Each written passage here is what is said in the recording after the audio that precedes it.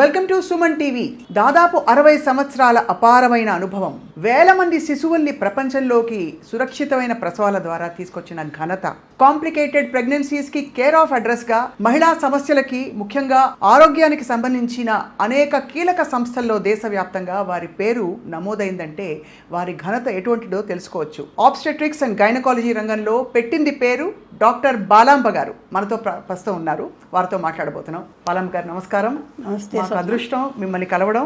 Welcome to Suman TV ma'am. Thank you ma'am, ఈ ప్రశ్న బహుశా చాలా మంది మిమ్మల్ని అడుగుంటారు. మీరు గైనకాలజీ రంగం ఎంచుకున్నప్పుడు మీ సంకల్పం ఏమిటి? ఏ మేలు చేయాలని, ఏ ప్రభావం చూపించాలని మీరు ఈ రంగాన్ని ఎంచుకున్నారు? నిజంగా చెప్పాలంటే అలాంటివన్నీ ఆలోచనలు లేవండి. ఆ టైంలో మనం ఎంబీబీఎస్ చేరేటప్పుడు వయసు ఎంత ఉంటుందండి? 16-17 ఏళ్ళు. అప్పుడు ఈ సంకల్పాలన్నీ ఉండవండి. ఎక్కడ సీట్ వస్తే అక్కడ చేరదామని. అప్పుడంతా మాకు కాంపిటేటివ్ ఎగ్జామ్స్ లేవు. మనకి 12th క్లాస్ అంటే నేను 12th క్లాస్ చదివాను, మల్టీపర్పస్ అంటారు ఆ కాలంలో. పియూసీ కూడా ఉండేది, కానీ నేను స్కూల్ నుంచి డైరెక్ట్ కాలేజ్కి వెళ్ళాను. కాబట్టి మాకు ఇలా ఏదో దేశ సేవ చేయాలి అలాంటి సంకల్పాలన్నీ ఉండవండి. కానీ మన ఇంటి వాతావరణాన్ని బట్టి కూడా కొన్ని మనకి అభిరుచులనండి, లేకపోతే కనుక కొంత డిసిప్లిన్ వస్తుంది. ఎందుకంటే మనకి నిర్ణయించిన పనిని మనకి సంతృప్తికరంగా, ఎదుటివారికి సంతృప్తికరంగా చేయాలి అని చెప్పి. సో అంతేగాని నేను ఎంబీబీఎస్ చేసేసాక ఏదో దేశ సేవ చేసి ఉద్ధరించేసుకుంటాను నేను అనలే, ఇంకోళ్ళని ఉద్ధరిస్తానని కూడా నేను అనలేదండి నిజం చెప్పాలంటే. ఇంత ప్రయాణం మీరు ఇంత విజయవంతంగా కొనసాగడానికి మరి గైనకాలజీ రంగంలో మీరు ఎంచుకున్న కీలక అంశాలు ఏమిటి మహిళా సమస్యలకు సంబంధించి? మహిళా సమస్యల కంటేనండి, ఇప్పుడు నేను మొదలుపెట్టినప్పుడు నా ప్రాక్టీసు 60లో నేను 66లో పాస్ అయ్యానండి. 68 కల్లా ఉద్యోగంలో చేరిపోయాను. అప్పుడు మేము ఫస్ట్ ఉద్యోగానికి వెళ్ళినప్పుడు అండి, నాకు అలా ఒక ఊరు ఉందని కూడా తెలియదండి. కర్నూలు జిల్లాలో పత్తికొండ అనే ఒక ప్రదేశంలో నేను మొట్టమొదట పనిచేశాను. అది ఒక సింగిల్ టౌన్ తాలూకా అనుకోండి. మా నాన్నగారు ఒకటే చెప్పారు, నీకు చదువు చెప్పించేసాం, నీ కాళ్ళ మీద నువ్వు నిలబడాలి, నేను ఇక్కడ వెళ్ళను అక్కడ వెళ్ళను అని అనకూడదు. ఇందాకే చెప్పాను కదా, ఇంట్లో డిసిప్లిన్ ఎలా ఉంటే అలాగే మాకు కూడా వస్తుందని చెప్పి. అంచేత ఏం మాట్లాడుకుంటే శుభ్రంగా అక్కడికి వెళ్ళిపోయామండి. ఇప్పట్లాగా పైరువీలు అవన్నీ ఆ కాలంలో లేవు. అక్కడికి వెళ్ళిపోయిన తర్వాత నా అంతటి నేనే ఇల్లు వెతుక్కున్నాను. అక్కడ ఒక సోషల్ వెల్ఫేర్ హాస్టల్ ఉండేదండి. రెడ్డి లక్ష్మణ్ గారు ఒక ఆవిడ ఉండేవారు. అప్పటికే ఆవిడకి 80 ఏళ్ళు దాటిపోయాలండి. ఆవిడేమో నువ్వు ఒక్కతివి వచ్చావమ్మాయి, నువ్వు ఒక్కతివి బయట ఉండడానికి వీల్లేదు, క్వార్టర్స్ ఉన్నాయి కానీ నాకు అప్పటికి ఖాళీ లేవు, అందుకని అది అలవాటు కాల అని ఆవిడ వార్డెన్ క్వార్టర్స్ ఖాళీ చేయించి అందులో విడిచారు నన్ను. ఆవిడ అంటే నా ప్రొటెక్టర్ అన్నమాట ఆవిడ. ఆ కాలంలో అలా కూడా మనుషులు ఉండినారండి. అంటే ఒంటరిగా వచ్చింది, మనం చూసుకోవాలి ఈ అమ్మాయిని, మన ఊరికి వచ్చింది అన్న అది ఉండేది. మరి ఇప్పటి కాలంలో అది కనబట్టల్లా. తర్వాత అక్కడ ధైర్యం నేర్చుకున్నానండి మొట్టమొదటి. ఎందుకంటే మామూలుగానే పెద్ద హాస్పిటల్స్లో పనిచేసేటప్పుడు మనకు సుపీరియర్స్ ఉంటారు, వాళ్ళు కవర్ చేస్తారు. అక్కడ ఎవరు లేరు, నన్ను నేనే చూసుకోవాలి, నా పేషెంట్లను నేనే చూసుకోవాలి, వాళ్ళకి ఏదన్నా అయితే కూడా నేనే జవాబుదారి. అప్పటికే మీరు గైనకాలజీ? లేదు, ఎంబీబీఎస్ తోనే వెళ్ళాను. కానీ ఆ కాలంలో ఎంబీబీఎస్ అయినా కూడాను మేము కాన్పులు చేయగలము, సిజేరియన్లు చేయగలము, ఆపరేషన్లు కూడా చేయగలము. అలా మాకు ట్రైనింగ్ ఉండేదండి. ఇప్పుడు ఎండీలు ఎంఎస్లు అయినా కూడా కొన్ని రోజులు పనిచేసిన తర్వాత కానీ వాళ్ళకి ఆ ధైర్యం రావట్లేదు. అలాంటి చోట్ల పనిచేసి మరి ఆటోమేటిక్గా ధైర్యం వస్తుంది. మాకు ఒక సీనియర్ మెడికల్ ఆఫీసర్ ఉండేవారండి, డాక్టర్ ఆంజనేయులు గారిని. ఆయన ఇప్పుడు లేరు. ఆయన నాకు చాలా ధైర్యం చెప్పేవాడు. ఎందుకంటే నాది ఫస్ట్ పోస్టింగ్, ఆయనకి అప్పటికే ఆయన కొంచెం సీనియర్ బాగాను. అంచేత ఆయన నేనున్నానమ్మాయి, నువ్వేం భయపడకు, నువ్వు చూసుకోనివారు అనమాట.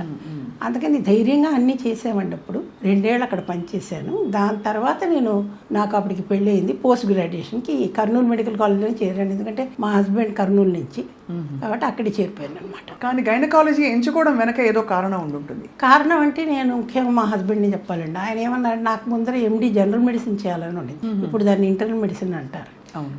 ఆయన అన్నారు, ఎంబీబీఎస్లోనే మనకి అన్నీ చేయగలం కదా, ఎండి చదివినా అదే చేస్తాం, ఎంబీబీఎస్ చదివినా అదే చేస్తాం. కానీ ఆబ్స్టెట్రిక్స్ గైనకాలజీ అంటే స్పెషాలిటీ, మరి ఆడవాళ్ళకి అవన్నీ చెయ్యాలి కదా. నువ్వు జనరల్ మెడిసిన్ చేస్తే మాత్రం నీ దగ్గర మగవాళ్ళు వస్తారని ఎవరు చెప్తారు? ఆ కాలంలో మగవాళ్ళు ఆడ డాక్టర్ల దగ్గరికి అంత వచ్చేవారు కాదు, ఇప్పుడైతే వస్తున్నారు. కానీ కాబట్టి నువ్వు ఆబ్స్టెట్రిక్స్ చేస్తే బాగుంటుందేమో అన్నారు. సరే, ఇంట్రెస్ట్ లేకపోయినా చూద్దామని చేరిపోయాను. నాకు సీట్ వచ్చి చేరిపోయాను. చేరాక నాకు ఇంట్రెస్ట్ పుట్టింది. ఎందుకంటే నువ్వు మంచి ప్రొఫెసర్స్ ఉండినారు మాకు అక్కడ, బాగా నేర్పించారు. ఎలా అంటే ఛానలైజ్ చేయడం అనమాట మన ఇంట్రెస్ట్ని పేషెంట్ పరంగాను. అంటే పేషెంట్ సెంట్రిక్గా ఎలా ఉండాలి ఒక డాక్టర్ అన్నది అక్కడ నేర్చుకున్నానండి. ఉదాహరణకి మ్యామ్ అంటే ఉదాహరణకి అంటే అక్కడంతా చాలా పూర్ ప్లేస్ అండి. రాయలసీమ చాలా పూర్గా ఉంటుంది, మీకు తెలుసు కదా. గవర్నమెంట్ హాస్పిటల్కి ఎలాంటి వాళ్ళు వస్తారండి, ఏం లేని వాళ్ళే వస్తారు చాలా మటుకు. అప్పుడు ఇప్పుడు ఉన్నంతగా ప్రైవేట్ హాస్పిటల్స్ కూడా ఏం పెద్ద లేవు, ఎక్కువగా మిషన్ హాస్పిటల్స్ ఉండేవి. కాబట్టి చాలామంది అలాంటి వాళ్ళే వచ్చేవాళ్ళు. వాళ్ళకి ఎనీమియా కానీ ఏదైనా కానీ కొన్ని సందర్భాల్లో డాక్టర్లే బ్లడ్ ఇవ్వడం కూడా జరిగేదండి. నేను కూడా ఇచ్చున్నానండి బ్లడ్. ఓ పేషెంట్కి ఆపరేషన్ చేసి ఎవడు లేకపోతే, ఎందుకంటే అప్పుడు బ్లడ్ ఇవ్వడం అంటే అందరు పారిపోయేవాళ్ళు. అంచేత ఆపరేషన్ చేసి బ్లడ్ ఇచ్చి, నేను ఇచ్చింది కాక మా ఆయన్ని కూడా అదే గ్రూపు, నాయన నువ్వు కూడా రెడీగా ఉండు అవసరమైతే అన్న. అంటే అంతలాగా మమ్మల్ని అక్కడ ప్రేరేపించారండి మా సీనియర్స్, మా టీచర్స్. అన్నీ మేమే చేసేవాళ్ళం అండి ఆ కాలంలో. గ్రూపింగ్ మేమే చేయాలి, క్రాస్ మ్యాచింగ్ మేమే చేయాలి, బ్లీడ్ కూడా మేమే చేసుకోవాలి. అలాంటి పరిస్థితుల్లో అప్పుడు మేము పనిచేసాం. ఇప్పుడు డాక్టర్లకు అవన్నీ ఏమీ రావండి, ఎందుకంటేను ఇప్పుడు అన్నిటికీ టెక్నీషియన్స్ ఉన్నారు. ఎందుకంటే మనం చాలా ముందుకు వెళ్ళిపోయాము, అభివృద్ధి చెందింది మెడిసిన్ కూడాను, అన్నిటికీ టెక్నీషియన్స్ వచ్చేసారు. కాబట్టి ఇప్పుడు పరిస్థితులు అవన్నీ ఏం లేవండి. అప్పుడు ఇన్ఫ్రాస్ట్రక్చర్ కూడా చాలా తక్కువ ఉండేది. అనిస్థెటిస్టులు కూడా, అంటే మొత్తం డాక్టర్లు కూడా చాలా తక్కువ మంది ఉండేవాళ్ళు.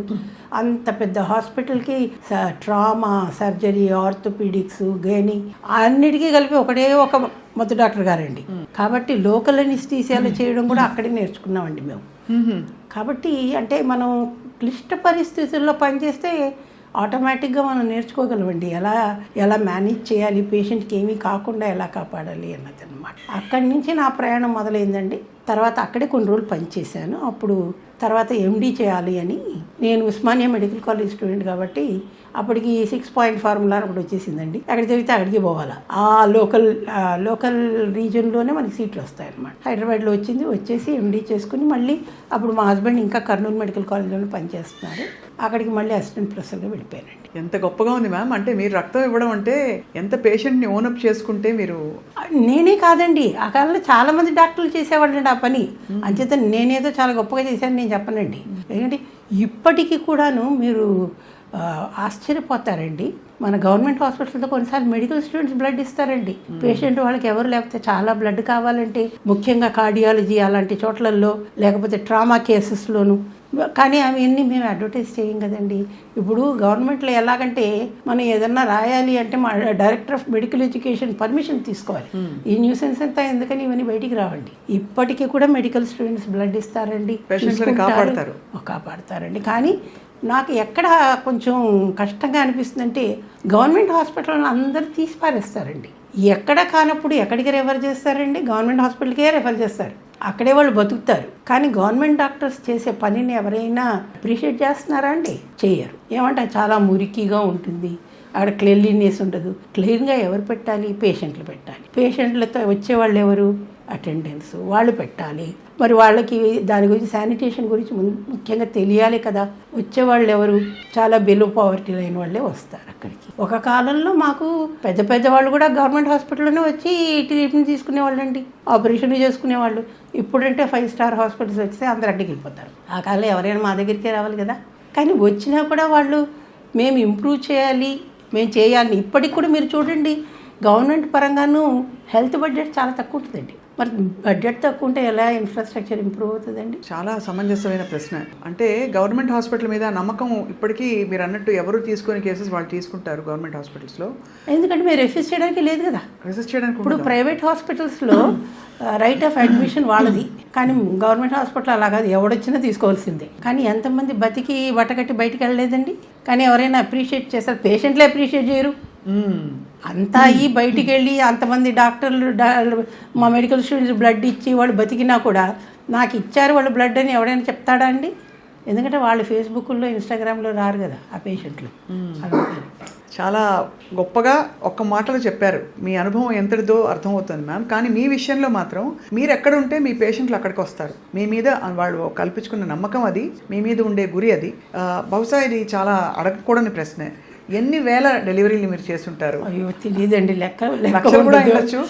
అంటే మనకి రోజుకి ఎన్ని అవుతాయి మ్యామ్ ఊరికి? అంటే గవర్నమెంట్ హాస్పిటల్లో అయితేనండి ఒక అసెంబ్లీలోనే అనుకోండి. నేను మెటర్నిటీ హాస్పిటల్లో పనిచేశాను. రోజుకి 85 నుంచి 100 డెలివరీలు అయ్యేవండి. అబ్బో, అంటే ఎంతమందిని మేము డెలివరీ చేసేవాళ్ళం మీరు చూడండి. అసెంబ్లీలోనే అంటే వీళ్ళ డెలివరీ కానీ మరి ఆ బెడ్ కావాలి కదా మాకు, వేరే పేషెంట్ వచ్చేస్తుంది, దింపేసి ముందర వేరే బెడ్లోకి వేసి ఆమెను ఇక్కడ వేయాలన్నమాట. అందరు అంటారు ఒక మంచం మీద 2 ఉన్నారు, ఒక మంచం మీద 3 ఉన్నారు అంటే మరి బెడ్స్ లేకపోతే డాక్టర్లు ఇచ్చిస్తారండి, వాళ్ళకి ఏదో ఒక చోట చూపించాలి కదా, మీరే చెప్పండి. అలా అన్ని డెలివరీలు అయ్యేవి. అన్ని డెలివరీలే కాకుండాను కనీసం 20 నుంచి 25 వరకు సిజేరియన్లు కానీ వేరే ఆపరేషన్లు కానీ, అంటే ఎమర్జెన్సీ థియేటర్ కూడా ఆపకుండా నాన్ స్టాప్ 24 అవర్స్ రన్ అయ్యేది. ఒక డాక్టర్లుగా మేమే కాదు, పారామెడికల్ స్టాఫ్ పనిచేయాలా, శానిటేషన్ స్టాఫ్ పనిచేయాలా, అనిస్థెటిస్టులు పనిచేయాలా, నర్సెస్ పనిచేయాలా, అందరూ కలిసి పని చేస్తేనే. అంటే మేమంతా టీం వర్క్ కావాలండి. అక్కడ గవర్నమెంట్లో చేసే టీం వర్క్ చాలామంది అప్రిషియేట్ చేయరండి. ఇది టీం వర్క్. మెడికల్ మేనేజ్మెంట్ అన్నదే ఒక టీం వర్క్, ఒక్క డాక్టర్తో కాదు. అది డాక్టర్ వచ్చి ఇప్పుడు మా నర్స్ ఇక్కడే ఉన్నారనుకోండి, ఆవిడ కూడా మీరు చూశారు కదా, వాళ్ళు పేషెంట్లు లోపల పంపిస్తారు, చాలా కంట్రోల్ చేస్తారు. తర్వాత నర్సెస్ ఎక్కువ టైం గడుపుతారండి డాక్టర్ల కంటే కూడా పేషెంట్లతోటి, కాబట్టి వాళ్ళు కూడా బాగుండాలి. సో అల్టిమేట్లీ ట్రైనింగ్ అన్నది చాలా ఇంపార్టెంట్ అండి. ఈ ట్రైనింగ్ అన్నది ఇప్పుడు చాలా మటుకు తగ్గిపోయిందండి. అంటే మునుపున్న టీచర్స్ కానీ, మా ఒక్క స్పెషాలిటీ అని అనను, అన్ని స్పెషాలిటీస్లోనూ, అంటే మెడిసిన్ అని కూడా అనను, అన్ని విధాలుగాను. మేము స్కూల్లో చదివేటప్పుడు అండి మా టీచర్లు అంతా బాగా చదివే వాళ్ళ మీద దృష్టి పెట్టేవాళ్ళు కాదు, బాగా ఎవరు చదవరో వాళ్ళ మీద ఎక్కువ దృష్టి పెట్టేవాళ్ళు, వాళ్ళు అంటే బ్యాక్ బెంచర్స్ మీద అన్నమాట. ఇప్పుడు అలా కాదు కదండి, బాగా చదివే వాళ్ళ మీదే పెడుతున్నారు. ఎందుకంటే కాంపిటీషన్ ఎక్కువైపోయింది. ఇప్పుడు నా స్కూల్లో మా పిల్లలకి సీట్లు వస్తే నాకు గొప్ప, ఇంకొంతమంది ఎక్కువ చేరుతారు ఇక్కడ. అంటే అంత కమర్షియలైజ్ అయిపోయిందండి. ఆ కాలంలో ఇంత కమర్షియలైజేషన్ లేదండి. మీరు హ్యాండిల్ చేసిన కేసెస్లో ఎన్నెన్నో ఛాలెంజెస్ వచ్చి ఉంటాయి మ్యామ్. మీకు గుర్తుండిపోయిన క్రిటికల్ కేసు ఏది మ్యామ్? ఒకసారి అండి ఒక పేషెంట్ వచ్చింది, ఏదో క్లాస్లో ఉన్నాం మేము మధ్యాహ్నం మెటర్నిటీ హాస్పిటల్లోనే. మా మత్తు డాక్టర్ గారు అందుబాటులో లేరండి. అదేమో రప్చర్ యూట్రస్ అంటారంటే డెలివరీ టైంలో గర్భాశయం చిరిగిపోయిందనమాట, పగిలిపోయిందంటారు. దానికి ఆపరేషన్ వెంటనే చేయకపోతే చచ్చిపోతుంది పేషెంట్. మా సూపరింటెండెంట్ పిలిచి డాక్టర్ బాలమ్మ నువ్వు వెళ్ళి నువ్వు వెంటనే ఆపరేషన్ చేయాలి, లోకల్ అనెస్థీసియాలో చేసే అన్నారు. అంటే ఇప్పుడు ఎవరు లోకల్ అనెస్థీసియాలో చేసేంత ధైర్యం లేదు. మేమంతా ఆ కాలంలో ట్రైనింగ్ కదండి. నేను లోకల్ అనెస్థీసియాలో ఆ పేషెంట్కి హిస్టెక్టమీ చేశానండి. అంటే అంత టర్షరీ కేర్ హాస్పిటల్లో కూడా మేము లోకల్ అనెస్థీసియాలో చేయాల్సి వచ్చిందండి. కానీ పేషెంట్ బాగుంటుంది, పేషెంట్ మాకు థ్యాంక్స్ చెప్పక్కర్లేదండి, కానీ మాకు జాబ్ సాటిస్ఫాక్షన్ ఉంటుంది. పేషెంట్ బాగుంది, ఇంటికి వెళ్ళిపోయింది, ఆ మిగతా పిల్లలకి ఒక తల్లి ఉంది, అది ముఖ్యం కదండి. అవును అవును అవును. ఈ కేసులో ఏమైంది మ్యామ్ ఎగ్జాక్ట్లీ? గర్భసంచి అంటే కొన్నిసార్లు కాన్పు కానప్పుడు, అంటే గర్భాశయం చాలా కంట్రాక్షన్స్ అంటారు, నొప్పులు వస్తున్నాయి, కానీ బిడ్డ పెద్దదిగా ఉంది, బయటికి రాలేకపోతుంది. గర్భాశయం ఏమైపోతుంది, అప్పుడు పగిలిపోతుంది అనమాట. బేబీ కాస్త పొట్టలోకి చేస్తారు, రప్చర్ యూట్రస్ అంటారు. యూట్రస్ నుంచి పొట్టలోకి వచ్చేయడం కాంప్లికేషన్ కదా మ్యామ్? కాంప్లికేషన్. ఆ పెయిన్ బాగుంది, బ్లీడింగ్ ఎక్కువైపోద్ది కదా, అంచేత అది చాలా అర్జెంటుగా చేయాలి. అది ఎక్కడి నుంచో వచ్చింది, విలేజ్ నుంచి. ఇప్పుడు ఏమవుతుందంటే వాళ్ళు విలేజ్లో ఉంటారండి, విలేజ్ నుంచి మళ్ళీ పిహెచ్సికి వెళ్తారు, పిహెచ్సి వల్ల ఇవన్నీ చేయలేరు, డిస్ట్రిక్ట్ హెడ్ క్వార్టర్స్కి వెళ్తారు. డిస్ట్రిక్ట్ హెడ్ క్వార్టర్స్లో అన్ని సదుపాయాలు ఉండకపోవచ్చు, ఇప్పుడంటే ఇప్పుడు చాలా సదుపాయాలు చేశారనుకోండి. అక్కడి నుంచి టెర్షరీ కేర్ అంటే మా దగ్గర పంపిస్తారు, ఇంకా ఇదే ఫైనల్ అన్నమాట. అక్కడ మేము చేయలేమని అనలేం కదండి, మాకు మత్తు డాక్టర్ అందుబాటులో లేరు, అందుకని నేను చేయలేని ఎలా చెప్తానండి, అంచేత మేము చేయాలి అంతే. అలా మీరు ఆ రిస్క్ తీసుకుని ఆ కమిట్మెంట్తో చేసి బతికించారు. ఇలా బతికించిన పేషెంట్లు కాంప్లికేటెడ్ కేసెస్ నుంచి బయటపడ్డ వాళ్ళు మీతో టచ్లో ఉంటారా మ్యామ్? ఎవరు ఉండరండి, అది మేము ఎక్స్పెక్ట్ కూడా చేయకూడదు. వాళ్ళ దృష్టిలో మా డ్యూటీ మేము చేసాం. కానీ అందరూ మీకుండే అపారమైన ప్రతిభానుభవానికి అందరూ కమర్షియల్ మార్గంలో వెళ్ళినప్పుడు మీరు మీ ప్రభుత్వ రంగానికి ఎక్కువ మందికి అందుబాటులో ఉండడం అనే ప్రాధాన్యతను ఎందుకు ఎంచుకున్నారు మ్యామ్? ఎందుకు ఎంచుకున్నాను అంటే కనుకనండి, ఒకటేమో అది స్థిరమైనటువంటిది. మొట్టమొదట ఆ కాలంలోనే అందరం గవర్నమెంట్లోనే చేరాలని అనుకునేవాళ్ళం అండి. ఇప్పట్లా కాదు కదండి, ప్రైవేట్కి వెళ్ళిపోవాలి అన్నది కాదు. ఎందుకంటే మా ఇంట్లో అందరూ కూడా గవర్నమెంట్ జాబ్సే చేశారు. మా నాన్నగారు గవర్నమెంట్లోనే ఉండినారు, మా తాతగారు గవర్నమెంట్లోనే ఉన్నారు, నేను కూడా గవర్నమెంట్లో చెప్పాను.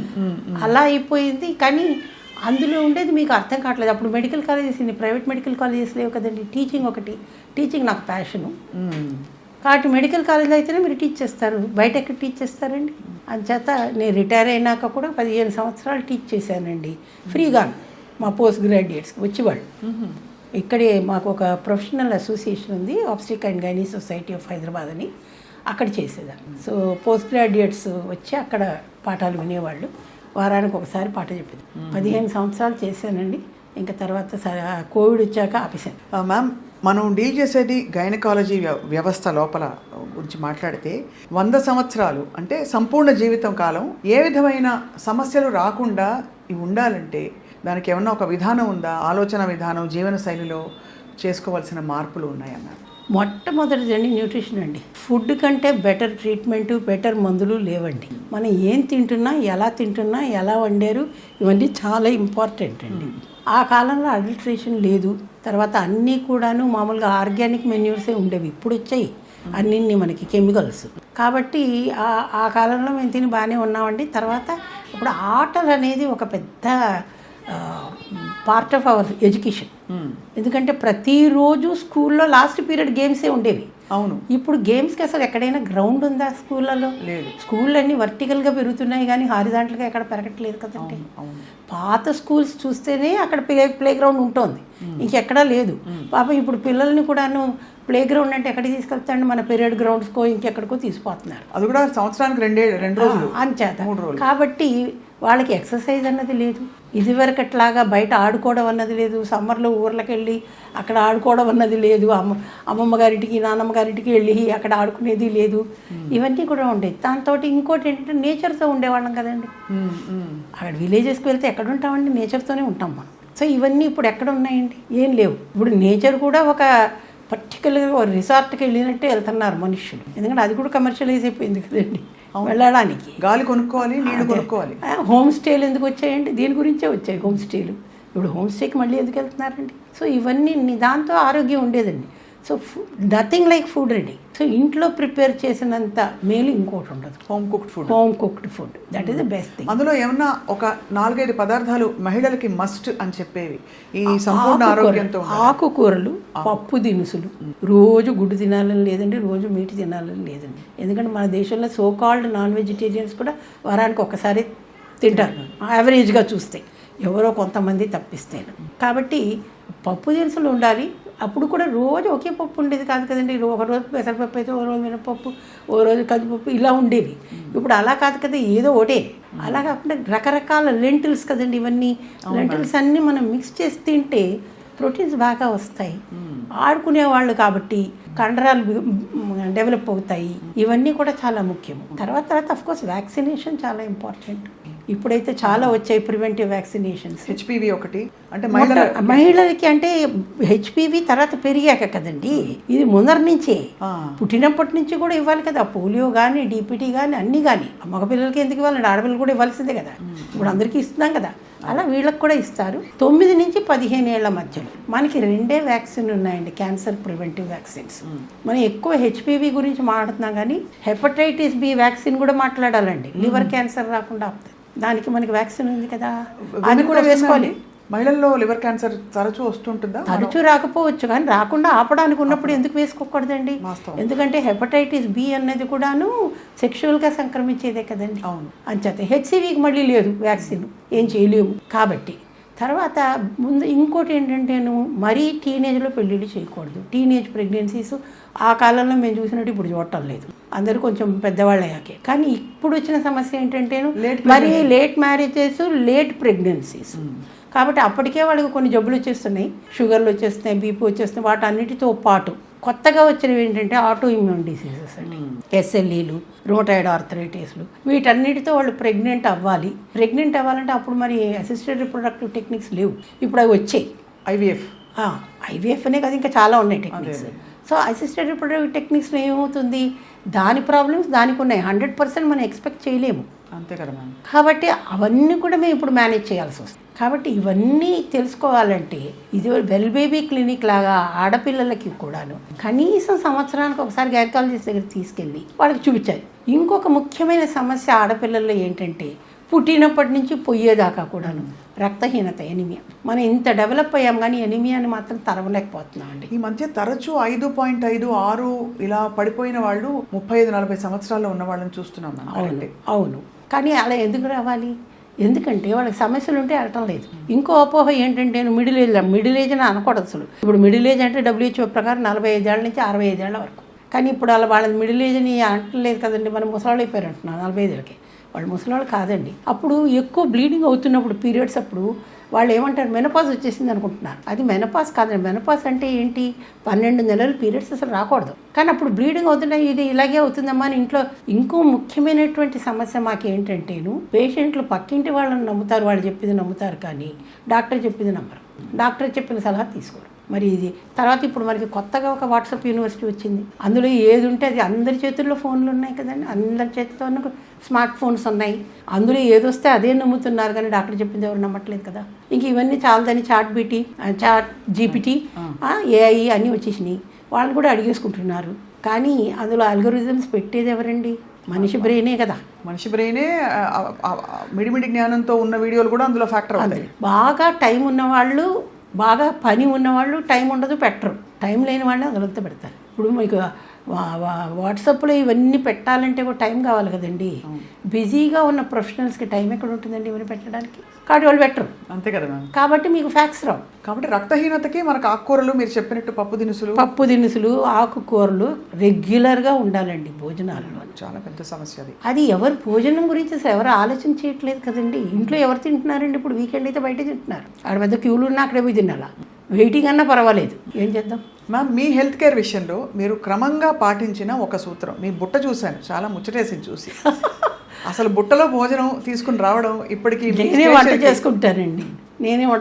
పొద్దునే వంట చేసుకుని నేను డబ్బా కట్టుకొని వస్తున్నాను. 1:30కి నేను టైమింగ్స్ అండి, 9 o'clock breakfast, 1:30 lunch, 8 o'clock dinner. మధ్యలో ఏం ఉండదు, ఎప్పుడో ఒకసారి టీ ఉంటుంది అంతే. పొద్దున్న లేవగానే కాఫీ ఉంటుంది రండి. భోజనంలో మీరు చెప్పినట్టే బ్యాలెన్స్డ్ మీల్ తీసుకుంటారు, అన్నీ ఉంటాయి, అన్నీ తింటారు.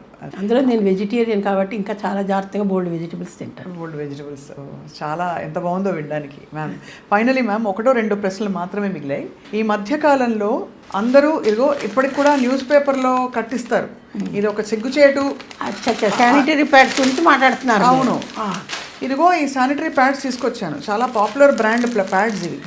వీటిలో కాటను, నైలాను, పాలియస్టరు, వీటి వల్ల కూడా మనకి క్యాన్సర్లు వస్తున్నాయని, థర్మోకోల్ కూడా ఉంటుందండి అని అంటున్నారు. థర్మోకోల్ కూడా ఉంటుంది. ఇది సేఫా కాదా అన్న ప్రశ్నకి చాలామంది ఒక సమాధానం కోసం ఎదురు చూస్తున్నారు. దీంట్లో ముఖ్యంగా అండి ప్లాస్టిక్ పెడతారండి. మీకు అందరికీ తెలుసు ప్లాస్టిక్ డిగ్రేడబుల్ కాదు, కాబట్టి మన ఎన్విరాన్మెంట్కి ప్రాబ్లం కదా.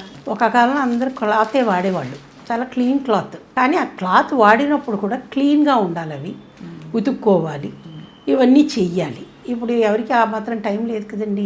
అంచేది ఇప్పుడు మళ్ళీ మనం చక్కగాను ఒక పెద్ద సర్కిల్ లాగా అయిపోయి వెనక్కి వచ్చాం మనం. కాటన్ క్లాత్ ప్యాడ్స్ వస్తున్నాయి, కాటన్ క్లాత్ ప్యాడ్స్ వస్తున్నాయి, మళ్ళీ కూడా వాడచ్చు వాష్ చేసి. అంటే మరీ ఎప్పటికీ అదే వాడలేం, కానీ రిపీటెడ్గా వాడచ్చు. ఒక కాలంలో ఏం చేసేవాళ్ళు, పాత చీరలు, మెత్తవి కాటన్ చీరలు, లేకపోతే పాత పంచులు ఉంటాయి చూడండి, అవే వాడేవాళ్ళు.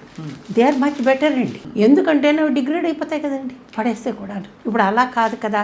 ఇప్పుడు మనకి మెన్స్ట్రువల్ కప్స్ వచ్చేయండి. అవును, కప్స్ అయినా కూడా ఏం పర్వాలేదండి, కానీ అవి కూడా ఎప్పటికీ ఒకేలాగా వాడకూడదండి మనం. కానీ ప్రాబ్లం ఎక్కడ వస్తుందంటే, మ్యారీడ్ వాళ్ళకి కప్స్ ఈజీ పెట్టుకోవడం, అన్మ్యారీడ్ వాళ్ళకి కొంచెం కష్టం. అది హైమోన్ బ్రేక్ అవుతుందా మ్యామ్? అవును, అవుతుంది. కొన్నిసార్లు బ్లీడింగ్ కూడా అవ్వచ్చు. అది ఫిట్ అవ్వాలి, వాళ్ళకి సరిపడా సైజు వాడాలి వాళ్ళు. చిన్నదా, మధ్య తరగతిదా, లేక పెద్దదా అన్నది ఇవి కూడా చూసుకోవాలి. అవి కూడా సేఫే. ట్యాంపన్స్ సేఫ్ కాదండి. ఎందుకంటేను ట్యాంపన్స్కి కొన్నిసార్లు తాడు ఉంటుందండి, లోపల పెడతారు, అది సోక్ అయిపోతుంది. సోక్ అయినప్పుడు లాగేసేదానికి ఆ తాడు ఉంటుంది. కొన్నిసార్లు మర్చిపోయారు అనుకోండి తీయడం ట్యాంపును, అది ఇన్ఫెక్ట్ అయిపోద్ది. బ్లడ్ చాలా మంచి మీడియం కదండి బ్యాక్టీరియాకి. బయటికి తెరుచుకునే టాక్సిక్ షాక్ సిండ్రోమ్ అంటారు దాన్ని. టాక్సిక్ షాక్ సిండ్రోమ్స్ దీంతో చాలా వచ్చాయండి. అందుకని ట్యాంపన్స్ మేము పెద్ద ఎంకరేజ్ చేయమండి. సో వీటిలో కూడా శానిటరీ ప్యాడ్స్లో 100% కాటన్ ప్యాడ్స్ వాడడం ఉత్తమం. భారతదేశం అంతా ఇప్పుడు అన్హెల్దీగా మారిపోయి ఇదివరకు లేనివన్నీ కొత్త పుట్టుకొచ్చేసాయి. మీరు కొంత ఆల్రెడీ చెప్పారు, ఆటలు లేవు, ఆహారం మారిపోయింది, ఇంట్లో వంటలు చేసుకోవట్లేదని చెప్పి. ఒక 3 సూత్రాలు మళ్ళీ మనం పాత పద్ధతులకు వెళ్ళి ఉన్న వాళ్ళలో ఉన్న దాంట్లో కొంచెం ఆరోగ్యం తీసుకురావాలంటే ఏం చేయొచ్చు మ్యామ్? అన్హెల్దీ ఇండియా నుంచి మనం హెల్దీ ఇండియాకి మారాలి. ముందర న్యూట్రిషన్ అండి. కాబట్టి ఇంట్లో తల్లిదండ్రులు ముందర పిల్లలు ఏం తింటున్నాను, మేమేం తింటున్నాం కూడా అవి కూడా పాటించాలండి. సాధ్యమైనంత వరకు ఇంట్లోనే వంట చేయాలండి. టైం మేనేజ్మెంట్, ఇప్పుడు అందరూ కూడా భార్యాభర్తలు ఇద్దరు పని చేసుకుంటున్నారండి. చేసుకుంటున్నప్పుడు టైం మేనేజ్మెంట్ చాలా ఇంపార్టెంట్. నేను వెళ్ళిపోవాలి ఉద్యోగానికి, నేను వెళ్ళిపోవాలి, అందుకని టైం లేదు, బయట నుంచి ఏదో తెచ్చి ఇచ్చేద్దాము. అంచేత ఏమవుతుంది, అవన్నీ బయట నుంచి తెచ్చేటప్పుడు అవి ఎప్పటివో తెలీదు, ఎక్స్పైరీ డేట్ చూసుకోవాలి, ఏం నూనె వాడారో తెలీదు, అందులో ఏం కెమికల్స్ ఉన్నాయో తెలియదు. కాబట్టి టైం మేనేజ్మెంట్ చేయాలి. తొందరగా లేవాలి, తొందరగా పడుకోవాలి. ఆ తొందరగా పడుకోవాలని చేయాలి, గ్యాడ్జెట్స్ని పెట్టేయాలి పక్కన. పెట్టేసి మనం ఒక ప్రణాళికలాగా వేసుకోవాలి. టైంలో ఈ టైంలో ఇదే చేయాలి, ఈ టైంలో ఇదే చేయాలి. సరే నువ్వు గ్యాడ్జెట్ వాడతావా, దానికి కూడా ఒక టైం పెట్టుకో, పర్వాలేదు. ఇప్పుడు ఈ ఐఫోన్స్, ఈ ఫోన్స్ అన్నీ ఎందుకు వచ్చేయండి, స్మార్ట్ ఫోన్స్ ఎమర్జెన్సీ కొరకు వచ్చేయండి. మన టైం వేస్ట్ చేయమని రాలేదు కదండి అవి. కానీ ఏం చేస్తున్నాం, మనం టైం వేస్ట్ చేస్తున్నాం. మీరు బయటికి ఎక్కడికైనా వెళ్ళండి, అందరూ ఇంతే, ఒక ఫోన్ పట్టుకొని రోడ్డు మీద నడవడం కూడా అంతే. వెనక ఎవడొచ్చి కొట్టినా తెలీదు, హాంక్ చేసిన వెహికల్స్ వినపడవు, ఏమీ ఉండవు. లేకపోతే ఇయర్ ఫోన్స్ మంచివి కావని తెలిసినా అవి పెట్టి తిరుగుతున్నారు. బ్లూటూత్ ఒకటి, ఇవన్నీ పెట్టుకుని తిరుగుతున్నారు. తర్వాత ఎక్సర్సైజ్ చాలా ముఖ్యం. తర్వాత ఫ్యామిలీ టైం అన్నది చాలా ముఖ్యము. సైకలాజికల్ హెల్త్ కొరకు కనీసం ఒక్క భోజనమైనా అందరం కలిసి తినాలి కదండి. రాత్రి పగలు ఎలాగో అందరూ ఉద్యోగాలకు వెళ్ళిపోతారు, స్కూళ్ళకి వెళ్ళిపోతారు. రాత్రి భోజనం అంతా కలిసి తినండి. నీ స్కూల్లో ఏమైందని పిల్లల్ని అడగండి. అంత డిసోసియేటెడ్గా ఎందుకు ఉండాలండి మనం? కాబట్టి ఇవన్నీ చాలా ముఖ్యం. హస్బెండ్స్ కూడా వైఫ్కి సహాయం చేయాలి. ఒక కాలంలో జాయింట్ ఫ్యామిలీస్ కాబట్టి పిల్లలు చూసుకోవడం అంత కష్టమయ్యేది కాదు. ఇప్పుడు అలా కాదు కదండి. కాబట్టి మీరు ఎలా మేనేజ్ చేశారు మ్యామ్? మా హస్బెండ్ చాలా హెల్ప్ చేసేవారండి నాకు, వాళ్ళని తయారు చేసేవాళ్ళు. అప్పుడు గ్రాండ్ పేరెంట్స్ ఉండేవాళ్ళు కదండి. మీ డెలివరీలు కూడా మీరు హాయిగా మీరు మానిటర్ చేసుకుని? ఏముందండి, శుభ్రంగా మా హాస్పిటల్ కర్నూలులో నేనే వెళ్ళిపోయి నేను పడుకునేదాన్ని, మా ఆయన ఇంట్లో ఉండేవాడు. డెలివరీ అయిపోయేది, మర్నాడు వచ్చేసి ఇంటికి వచ్చేసేవాళ్ళం మేము. ఇప్పుడు అలా కాదు కదండి, అవన్నీ నార్మల్ డెలివరీ. ఇప్పుడు ప్రెగ్నెన్సీ ఒక డిసీజ్ అయిపోయింది. అదే వచ్చిన కష్టం అండి. అందరూ ప్రెగ్నెన్సీని డిసీజ్గా చేసేస్తున్నారు. ఆ పార్ట్ ఆఫ్ లైఫ్ అని ఎవరు అనుకోవట్లా. ఎందుకంటే మీరు రెస్ట్ తీసుకోవాలా, ఉద్యోగం మానేయాలా.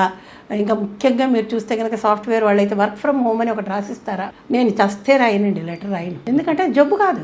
మేము లాస్ట్ మినిట్ వరకు డెలివరీలు చేసాము, డ్యూటీలు నైట్ డ్యూటీ. అప్పుడు ఆ కాలంలో నైట్ డ్యూటీ అంటే ఇవాళ పొద్దున్న 8ంటికి వెళ్తే మర్నాడు సాయంకాలం 5 దాకా ఇంటికి వచ్చేవాళ్ళం కాదు. మరి ఇప్పుడు ఎవరు చేస్తారండి అలా? డ్యూటీలు లేవు కదా, 24 గంటలే. ఇప్పుడు ఈ 8 కూడా ఈ 9కి వెళ్తే మర్నాడు 9కి యూర్ ఆఫ్. అప్పుడు అలా కాదు కదండి. మరి అవన్నీ మేము మేనేజ్ చేసాం కదా. ఇప్పుడు ఎందుకు చేయలేకపోతున్నారు అంటే మనకి ఇంక్లినేషన్ లేదు, ముందర డైరెక్షన్ కూడా లేదు మ్యామ్. ఇప్పుడు మీలాంటి మెంటర్స్, ఇప్పుడు మీరు చెప్పితే కూడా వీళ్ళు పిచ్చోళ్ళు, they don't know work life balance అంటారండి. అంచేత అలా కూడా మేము ఏం చెప్పలేము వాళ్ళకి. అఫ్ కోర్స్ మ్యామ్, ఫైనల్లీ చాలా క్రూషియల్, బహుశా controversial question. Postponement of pregnancy, eggs freeze చేసుకోవడం సరైన పద్ధతిని మీరు ఒక చాలా ఇంత అనుభవం ఉన్న ఒక అవసరమైనప్పుడు చేసుకోవాలి. ముఖ్యంగా ఈ ఎగ్ ప్రిజర్వేషన్, ఫర్టిలిటీ ప్రిజర్వేషన్ అంటారండి. ఆడవాళ్ళకే కాదు, మగవాళ్ళకి కూడానండి. స్పర్మ్ బ్యాంక్స్ ఉన్నాయి. ఎందుకంటే వాళ్ళకి క్యాన్సర్ వచ్చింది అనుకోండి, చిన్నప్పుడు వచ్చే క్యాన్సర్లు చాలా ఉన్నాయండి. కీమోథెరపీ ఇచ్చినప్పుడు ఇవి డ్యామేజ్ కావచ్చు. కాబట్టి ఎగ్ ప్రిజర్వేషన్ అనేది వాళ్ళకి, స్పర్మ్ ప్రిజర్వేషన్ అనేది వాళ్ళకి వచ్చింది దానికండి. కానీ ఇప్పుడు ఏం చేస్తున్నారు అందరంటే, కెరీర్ పరంగాను మేము ఇప్పుడే పెళ్లి చేసుకోవట్లేదు, నెంబర్ 1. చేసుకున్నా మేము ఇప్పుడే కనదలుచుకోలేదు కాబట్టి మేము ఎగ్ ప్రిజర్వ్ చేసుకుంటాము అంటే అది అంత నా ప్రకారం అండి, నా పర్సనల్ ఐడియా అండి. అది అంత మంచి పని కాదేమో. ఎందుకంటే 35 ఏళ్ల లోపల పిల్లల్ని కనేయడం మంచిదండి. ఎందుకంటారా, జనరేషన్ గ్యాప్ రాదు ముఖ్యంగా. అది చాలా ఇంపార్టెంట్ అండి పిల్లలతోటి. ఎందుకంటే వాళ్ళ లెవెల్లో మనం మాట్లాడాలి కదండి. ఇప్పుడు ఏమవుతుంది, మీరు 45 ఏళ్ళకి బిడ్డలని కంటే పిల్లలు పెద్దవాళ్ళు అయ్యేసరికి 15 ఏళ్ళు వచ్చేసరికి మీకు 60 ఏళ్ళు వచ్చేసింది కదండి. జీరియాట్రిక్ గ్రూప్లోకి వెళ్ళిపోతున్నారు మీరు. వాళ్ళేమో ఇంకా చైల్డ్హుడ్లోనే ఉన్నారు. కమ్యూనికేషన్ ఎలా ఉంటుందండి? అంతే కదా, అర్థం కావాలి కదా మనకు కూడా, వాళ్ళ బాధలు మనం అర్థం చేసుకోవాలి కదా.